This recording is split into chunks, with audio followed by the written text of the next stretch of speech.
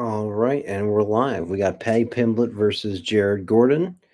Um, Everything's pretty much identical except for the age and the reach. Paddy Pimblett has like a 5-inch reach, and he's about 5 years younger as well. Should be an interesting fight. Paddy Pimblett has a cult-like following. I got to give credit where credit is due. My dad saw Paddy Pimblett fighting in some little mini organization somewhere in Liverpool, I guess. And my dad said this guy has got a lot of potential, and now you see him here as one of the main stars in the UFC. And this fight should be fascinating. Let's see what happens. You also got Jared Gordon, where he's fighting out of Queens. I'm from Queens, and they make him tough in Queens. So we shall see who who wins this one. Bruce Buffer's doing his thing, announcing each person. I can't put the sound down too long, or I'll get copyrighted. But it should be an interesting one. Should be an interesting fight. Paddy the Batty, when you just have back-to-back victories like that, you just sort of seem unstoppable. You have this like air of invincibility, and that's what Paddy has right now. One thing that's important to note too is Paddy the Baddy has excellent grappling where he understands the finishing mechanics of the rear naked strangle. You saw in his last fight, he had fought, damn, I forget the guy's name, the guy who twerks, but he trapped the guy's arm and he got he got just purely the neck, and he was able to easily enact the strangle. So here we go. The start of round one. Paddy the Baddy takes the center of the octagon. Begins with a teep kick, looking very dominant from the very start of the fight. And you could just basically tell from the first interaction here, it looks like that this one is going to be almost an easy night at the office for Paddy the Baddy. Jared Gordon seeming like he's crushing under the pressure that Paddy's bringing. Paddy's large and in charge with a lot of confidence. Jared Gordon with a little slip there on the mat. Ooh, Jared Gordon throws a nice hook, and Paddy the Baddy realizes that he's got to respect Jared Gordon. You can't just hit him like he's a punching bag. 4 minutes, 8 seconds left, though. Paddy the Baddy still controlling the distance. And Jared Gordon with another hook. Paddy really has to watch out for those hooks in this fight, as Jared has gotten him with that significant strike twice. Jared looking now to do a combination where it's a hook to the body, hook to the head. A lot of great boxing combinations with that. If you want, I have a video on the masterclass behind throwing the jab, and there's such great things that you could do combining the jab and the hook. 3 minutes, 29 seconds left here in the first round. We got Paddy the Baddy in a orthodox stance where he's got his left leg forward, right leg behind. And same thing with Jared Gordon. And that's known as a closed stance where both of their hips face each other. Jared Gordon with another couple hooks here that landed flush on Paddy the Baddy. He really has to watch out, as I said, for those hooks. That could be a fight ender. And ouch, they just did a hard clash of the shins while they were both looking to leg kick each other. Jared Gordon now sets up the hook on the other side. It's amazing to see how well these hooks are landing from Jared Gordon, even though Paddy the Baddy is really trying to really sort of controlling the things better in the fight so far. Throwing better combinations, using his jab, using his teep. His striking looks more polished, more clean. And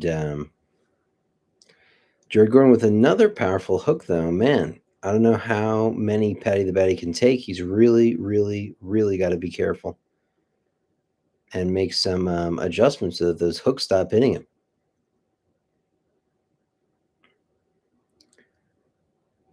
Another big clash of legs. It really hurts when you both go to kick at the same time and you hit each other's legs.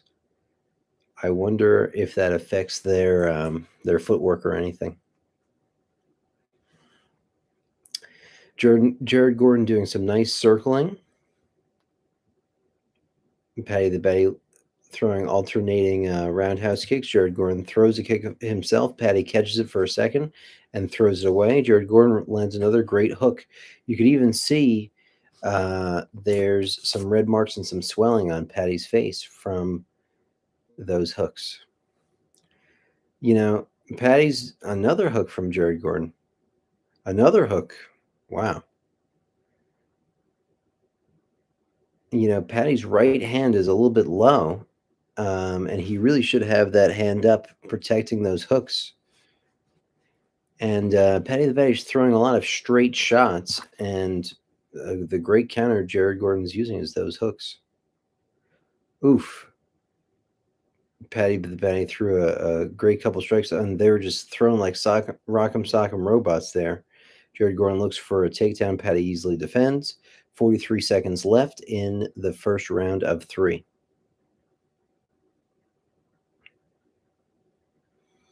Paddy with a nice left hook, right straight combination.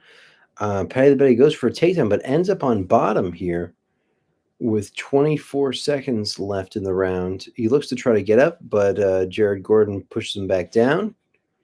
Paddy the Betty probably looking for a triangle with the way he's moving his legs right now. Now has a rubber guard, looking for an omoplata. He gives it up. 7 seconds left. Paddy the Betty using his legs to grapevine his opponents and time. That's the end of the first round. So a great tactic that Paddy was using there at the end is called grapevining. That's where you take the toes of your legs and you hook it underneath usually like the shins of your opponent's legs. And when you do this, you could stretch your legs out and it stretches the guy's legs behind him. A lot of times you see it used as a control mechanism when you're in top mount, but you could also use it while you're in the guard, since essentially those positions are the same. My good friend says top mount and the guard are the same position if you're fighting in outer space. And you can do a lot of the same attacks. So grapevining the legs is a great way to set up other positions and submissions and things of that nature. But too little, too late. Ken Shaloy says, "Watch those hooks. Love you so much, Dad. You're the best."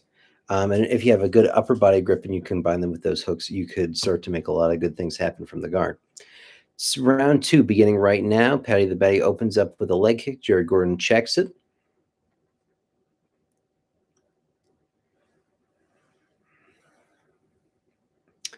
Paddy looking to establish his jab, throws a nice switch hook kick.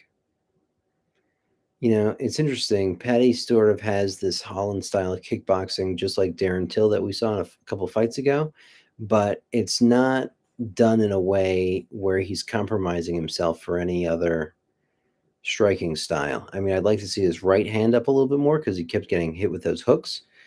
But he mixes things well, and is a true MMA fighter. Paddy definitely throwing more strikes here and really sort of dictating and controlling the pace of this fight, kind of putting on the pressure. But Jared Gordon is still marching forward.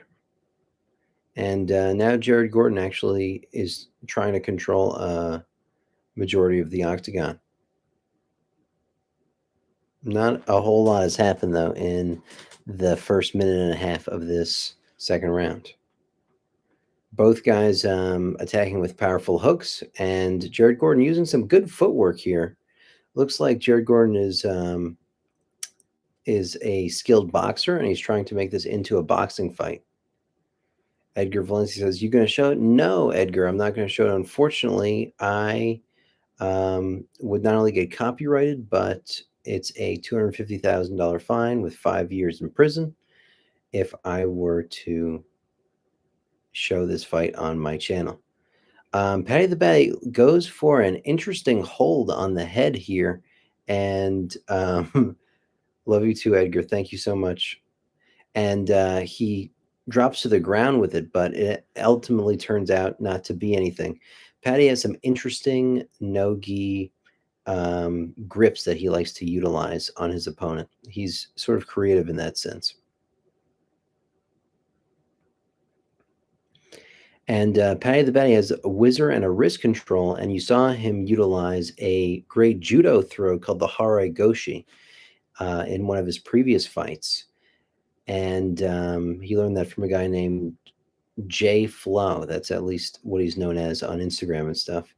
Oh, but it looks like Jared Gordon switches to a position called a high crotch to try to do like a single leg takedown variation. Paddy's wise to it and defends it. And the clinch might be one of those underhook to Haragoshi situations, but Jared Gordon backs off, throws a couple strikes, and Paddy circles away. Paddy with a nice right hand at the end of the combination here. 1 minute, 46 seconds left in this second round.